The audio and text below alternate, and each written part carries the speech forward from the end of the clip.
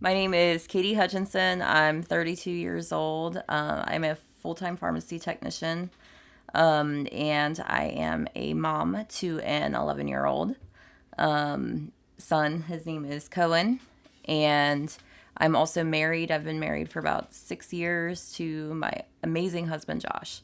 We've, had a lot of fun with Cohen. Like, he definitely has a lot of energy. Um, we didn't know that he was on the autism spectrum until we got his official diagnosis right about before he started his fourth grade year. So about 2 years ago, we found out he was on the spectrum. Um, I was shocked in a way, but I probably shouldn't have been. I was just probably in denial. I had a lot of people who were telling me like, "Hey, there's like these signs that he's showing," but no parent wants to hear that their child is not perfect. But Cohen is perfect for me. He's just so awesome. He's so fun. There's never a dull moment. There's always something going on, always something he wants to do, something he wants to experiment with. He loves science. That's the thing with him. Like, if he doesn't like it, he hates it, or if he likes it, he loves it. There's like no in between. There's no just liking something. He, I guess, from preschool on, like, they were concerned about his socialization and how he acted with other kids. Not that he's shy or anything. He is total opposite of shy. He is wants to be your best friend as soon as you meet him. He's so affectionate. He's just so full of love, and it's some people just don't understand because he is so affectionate. He's so like in your face almost with the affection that he likes to give. So like I said, like he just wants to be your best friend like right away. There's no like, he doesn't care if, you're mean to him or anything, which sometimes bothers me because there are people who are, there's a lot of kids who don't understand and they're mean to him, but Cohen is so forgiving. He just doesn't understand. He, I guess when he was in kindergarten, he was diagnosed with ADHD. And it was a matter of us going to his doctor's office, the doctor being in there with us for about 3 minutes and asked if we had gotten him diagnosed for ADHD. And I was like, that's why we're here. When he was in kindergarten, he got suspended from school because of his behaviors. And he ended up ultimately getting expelled because he just could not sit still. Within the first month of him being in kindergarten, he was expelled out of one school. We brought him to another one, and it was a whole different ballgame. They were so understanding with him.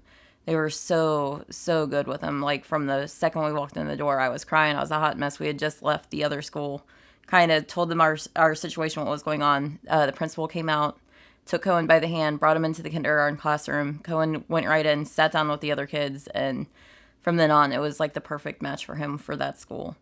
From the intervention specialists that helped him throughout the entire time he was there, they had all been incredible. This one in particular, she was so fond of Cohen. She did such a great job with him. We were on a first name basis. If there was ever a problem, she texted me right away, letting me know what was going on. He would have these meltdowns, and I would just assume that it was because like he couldn't control his energy, not that there was an underlying problem. So it got to the point where I had picked him up from school in time, didn't have a babysitter at home, no one was available to watch him, so I brought him into work where I was making him do some math problems because he's really gifted with math.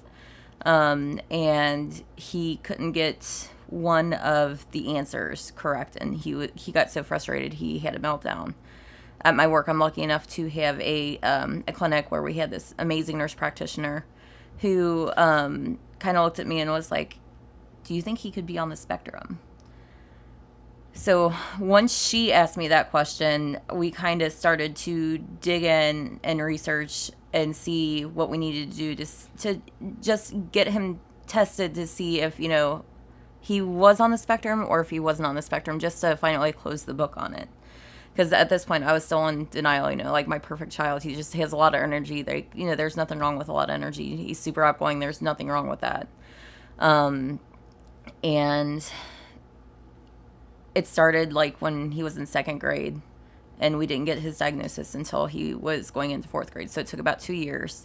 We saw 10 doctors, one nurse practitioner, a couple behavior therapists, and finally, we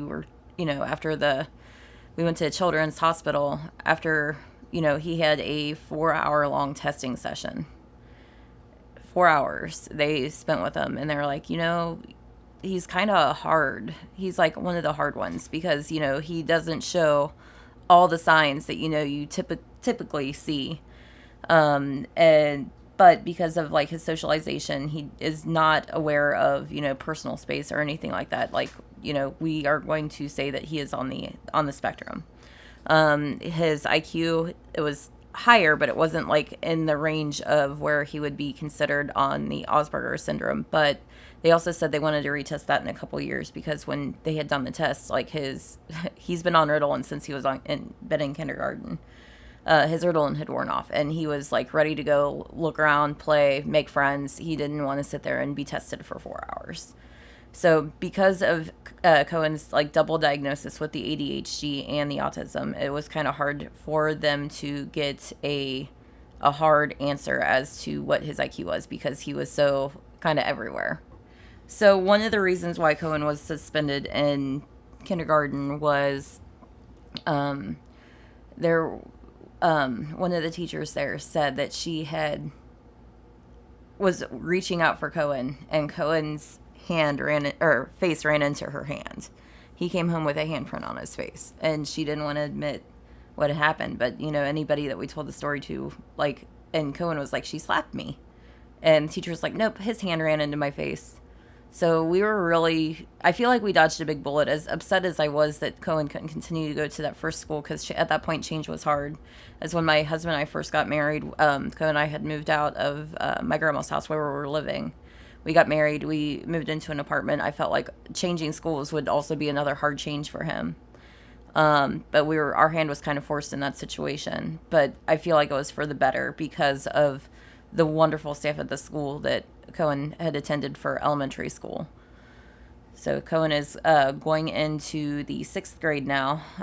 So it's going to be another whole new school for him, new teachers, new friends, hopefully, and just a whole new environment. So I'm excited to see how he's going to thrive in that. Yeah, so we have been in behavioral therapy probably since he's been in 3rd grade. And, the staff where we go, they are phenomenal. We had one therapist, and she was amazing. We were about to phase out of therapy because Cohen was doing so well, and then she had to leave. We had a new therapist, and, Cohen's behavior started to change. So she phased us back in to where we still go once a week for behavioral therapy. She does check-ins with the family to make sure that, how we're doing. We just do family sessions because a lot of this is a whole new learning environment for not only Cohen, but for me and my husband as well. We, we have a hard time sometimes. Patience is a big thing that we sometimes lack because Cohen has such high energy. Can be very draining sometimes, but, we all have to keep calm, take a breath, and, kind of resume. If he's in the middle of a meltdown, that's when, like, all emotions are high. So, like, he's just a very emotional child.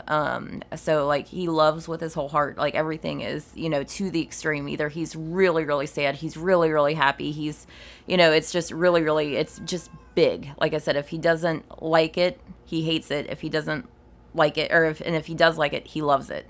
There's no in between.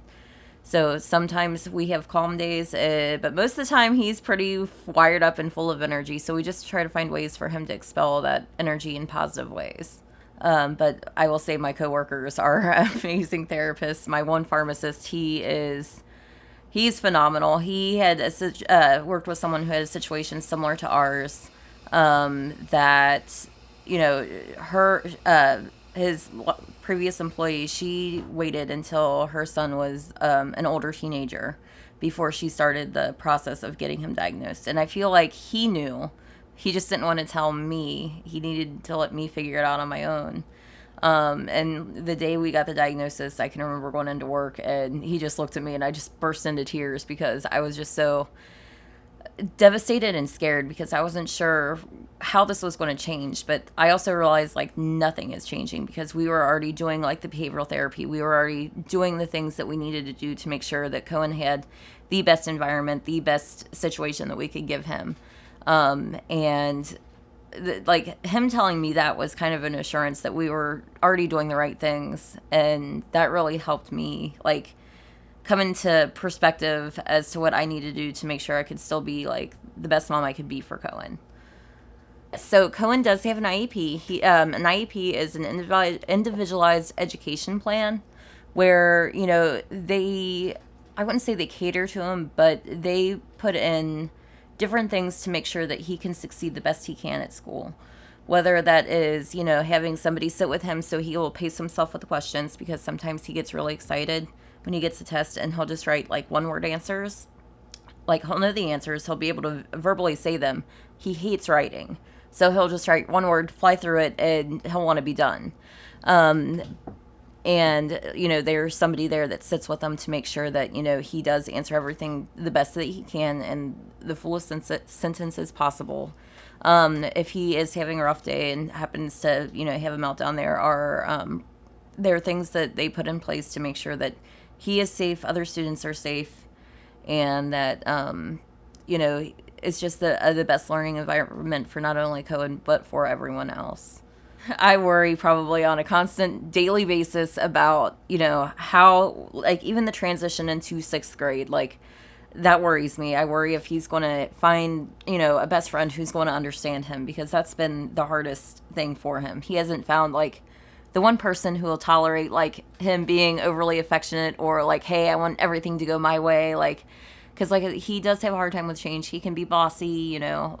I used to call it strong leadership skills. So I feel like, you know, in the future, when it comes to, you know, finding a job, like I'm going to worry about that. If he wants to further his education to go to college or, you know, even a career development campus type thing, like a trade, like I'm terrified, but I also think he could do it. Like he's very smart. He can be driven. He can also be lazy at the same time. So I worry that, you know, is he going to be able to, you know, as an adult, is he going to be able to go to work on time? Is he going to be able to drive? Is he going to be able to do all the things that, you know, what a normal person can do? And it's just one of those things that I have to take it a day at a time. We're not quite there yet. Or he's not going into high school. He's not graduating high school. He is going into sixth grade. So we just got to prepare him the best we can for sixth grade to let them know what the teachers are going to expect. So a lot of what we do is like we talk it up. So we're like, oh, you know, we're going into sixth grade and, you know, you're going to have a lot of fun. You're going to meet a lot of friends there. You know, I try not to tell him what my worries are because I feel like if I worry about it, he's going to worry about it. So a lot of it is just, you know, trying to keep my emotions to myself, but also making him excited about wanting to be where he wants to be. Because since fourth grade, he had tried to fail fourth grade and he had tried to fail fifth grade because he didn't want to leave his teachers. So like he just gets so attached to the people he's around. And he'll straight up tell you like, I'm not ready for this responsibility. Like, I don't think I'm ready, even though we know he's ready. He's, you know, you can sense his uneasiness about it. But what he'll tell you that he's the most afraid of in sixth grade is getting a swirly. So, and we've all assured him that is not going to happen, but he insists that somebody is going to be able to lift him up, turn him around, and stick his head in a toilet. And it's just, we've tried to tell him it's not going to happen. He just, you know, he still insists it's going to happen. So he gets a thought in his head, and it's very hard for that thought to leave his head. So, and he'll just keep coming back to that. No matter how many times you assure him something's not going to happen, he ends up freaking out about it. Like, anytime there was a fire drill at school, he would come home and be like, you know, there was a fire drill at school. Like, the house is going to catch on fire any minute. Like, we need to practice our fire drills. So what we do when we're here, like if that happens at school, like, okay, well, like, you know, it is a good plan to try to, you know, figure out what a fire drill here at home would look like. So we'll do a fire drill and he'll be like, he gets all anxious about it. But after it's over, like we calm him down and be like, look, this was just a false alarm. You know, we are trying to make sure that we're safe. This is what we have to do. This is why they did it at school. This is why we're doing it here. And then he kind of understands it better and he's able to calm down. It is so important. Anything off routine can not only affect that day, but the next day and the next day. Sleep routine. That is the biggest thing that we've had trouble with since he's been a toddler. Like, it was not unnatural for him to be up until 3 o'clock in the morning and then fall asleep for a few hours and wake up at 6 o'clock in the morning and just be ready to go. He has always had like just this high energy just to try to get it calmed down. So we have a very strict bedtime routine, which a lot of family members don't quite understand why we have to have the routine the way we do. But like he gets his medicine at 8 o'clock in the evening, then he's in bed by 9, and then that way he can get his sleep in. Usually he'll wake up around 7. Lately, since, he's starting to get a little older, he's starting to sleep in, which, I'm not going to complain about.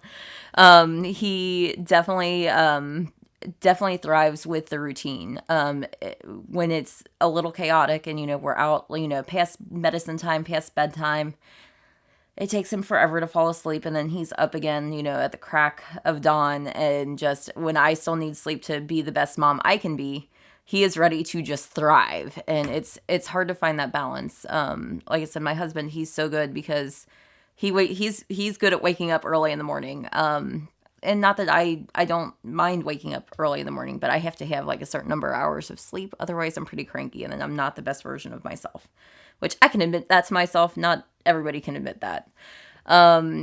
So like with the whole routine, like, and that's just our bedtime routine. Like we have a whole dinner routine too. When it comes to food, he's pretty picky. Like he is not a vegetable eater. Some fruits he will eat, like he likes bananas, he likes oranges. Sometimes he'll do apple slices. But like his favorite vegetable is peas, and that's because he can swallow them whole. So that's how we get his vegetables in him. He really, really, really loves pizza. That's his favorite food. And every Thursday we have hamburgers and French fries because when Josh and I first got married, Josh wasn't super great in the kitchen. There wasn't a whole lot he could do, and I closed every Thursday. So I didn't get home until 9, which is, after his bedtime routine. So Josh had to figure out how to make hamburgers and French fries. That was the one thing he could make, and now that's like what we have every Thursday. Hamburgers and fries. So it's just kind of funny how like we're okay with that. Sometimes we'll change it up. Like if I'm happen to be off that Thursday, I'll do like homemade hamburgers. Usually Josh does the frozen ones, whatever makes life easy. So like, and when we change up that routine just a little bit, like with the homemade ones, he think it's like a special occasion. But like, I would never not have hamburgers on a Thursday because it could end in disaster. Ooh, these are good ones. So, we got passes for Kings Island this year, and I want him to gain some courage. Whether it's riding rides that scare him or trying to get him to socialize with people in lines. That's been one of the big things that we've been working on. So, like, we'll stand in line and he'll want to talk to them and he'll want to be like right up in their face. So in order to prevent that from happening, like we say like code words. So like I'll say bubbles, and that will make him take a step back. One of the big progresses that we've seen was he actually apologized for somebody after I said bubbles, and he was like, I'm sorry if I was in your personal space. I'm just really excited to meet you. So that was like a big thing, and the person kind of finally understood, like, hey, there's something special about this kid. And thankfully a lot of adults are very, very, very kind and will engage in conversation with him. Kids his age, they kind of get scared off because of Cohen's intense personality.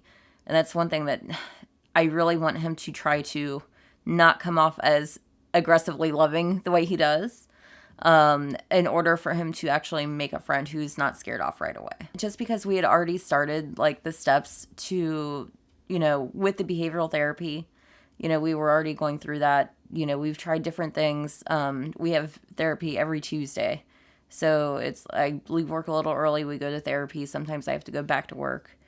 Sometimes I can come home, and we try different things to see what works the best. Trying to make sure that, my husband's on board with everything from discipline to how we, what level of discipline for each thing that he does, because discipline is a big thing that my husband likes to encourage. And it's just a matter of, Cohen, you need to either go do a chore or you need to put your nose on the door because, we can't say, we don't say bad words, that's not appropriate to say, or, you are talking back a little bit too much, you need to go to your room, take a breath. It's just trying to make sure that we are in constant routine, are constantly on the same page, and Cohen knowing that we're a team and that he can't, he tries to divide and conquer sometimes. He'll be like, well, Dad said no, Mom, but will you say yes? So he does try to manipulate the situation for his benefit sometimes. Just trying to make sure that Cohen has the best life that we can give him. It has been ultimately our goal for the longest time. So because we'd already started the steps to trying to make sure his routine isn't out of whack or anything like that, since the official diagnosis, our life hasn't changed a whole lot. But prior to that, when we first started to explore everything, that's when our life really changed because, knowing Cohen was a little different, knowing that he needed different supports than, more so than any kid that we had ever seen, I love kids. I've been around kids my whole life. My neighbor had 5 of them, and just ranging in different ages. We, just seeing a child as unique as Cohen and actually being able to have a partner raising him, it's been really special. And I wouldn't want it any other way. Even now, even with the challenges, I don't think there's any reason why, I wasn't supposed to be his mother. Just because we waited so long for Cohen's diagnosis, I worry sometimes that, if we would have gotten him diagnosed a little sooner, would he have a different outcome now? Would he be, would he be more advanced than what he is? Would he be, more secure? Would he have the friends that, I think he really, really needs? So definitely if somebody suggests it, no matter who it is, even if it's your worst enemy, if somebody suggests it, just start looking into it and seeing what red flags pop up for you. Cohen is just such a great kid. He really is. He's just got so much energy, and I really want people to be more understanding, no matter, where you come from, who you are. It doesn't cost anything to be nice to somebody and just to engage in a conversation with him. You'll be enlightened. You'll be entertained because he just has a very active mind. And for anybody in general, just to give a little kindness, starting a conversation can really change a whole person's day. Because Cohen will talk about conversations he's had with people, for months on end. He'll meet somebody and he'll be like, hey, when is that person coming over for dinner? Or for the grocery store and a cashier is, talking to him. He'll be like, okay, hey, come on over for dinner. My mom's a great cook. She likes to have people over. We love company. And it's entertaining because, you just don't realize the special sparkle that he has until you meet him and really get to know him.